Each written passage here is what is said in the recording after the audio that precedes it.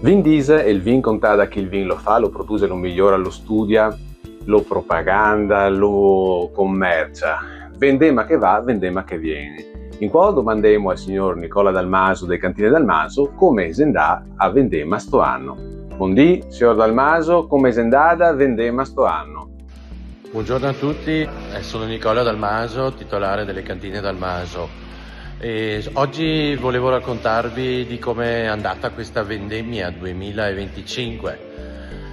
Vendemmia diciamo molto particolare, usiamo questa parola, nel senso che la qualità fino al mese di agosto era ottima. Poi alcune piogge in eccesso hanno un po' accelerato la maturazione e bisognava stare molto attenti alla sanità dell'uva.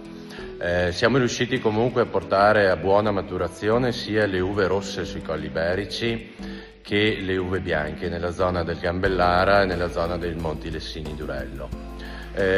Purtroppo c'è stato anche qualche fenomeno temporalesco con anche precipitazioni di grandine sia nella zona della Garganega del Gambellara che leggermente anche sulle uve rosse di Colli Iberici. Siamo riusciti comunque con tempestività a raccogliere i prodotti un po' più danneggiati e salvare anche la qualità. Dal punto di vista delle uve rosse alla fine sono stato molto contento, con gradazioni zuccherine molto importanti, quantitativi adatti, idonei a produrre i nostri grandi vini e anche lo stato sanitario, avendo fatto con cura sia i trattamenti che la gestione della chioma, siamo riusciti a portare a casa comunque una grande annata con uva matura anche e soprattutto dal punto di vista fenolico. L'uva bianca, gradazioni un po' sotto la media se vogliamo, ma bellissime acidità e soprattutto adesso alla fine delle fermentazioni della Garganega qui a Gambellara e della Durella sui Monti Lessini, a fine fermentazione bei vini in equilibrio, eleganti e soprattutto profumi molto intensi.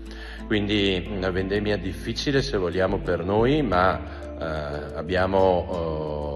siamo intervenuti tempestivamente e grazie anche alla nostra esperienza di decenni in questi territori siamo anche quest'anno riusciti a fare dei bei prodotti. Adesso i vini sono tutti in maturazione all'interno della nostra cantina, in legno, in cemento, in acciaio, e dalla prossima primavera inizieremo a imbottigliare i primi vini più giovani. Le aspettative sono importanti comunque, importanti anche quest'anno. Quindi anche quest'anno penso saremo in grado di imbottigliare dei bei vini e anche quest'anno dovremo andare a degustare, assaggiare, divertirci con dei gran bei prodotti. Un saluto a tutti e un brindisi a tutti. Ringraziamo il signor Dalmaso per l'intervento e gli altri andiamo avanti con Garangheo e il Veneto Sebeo.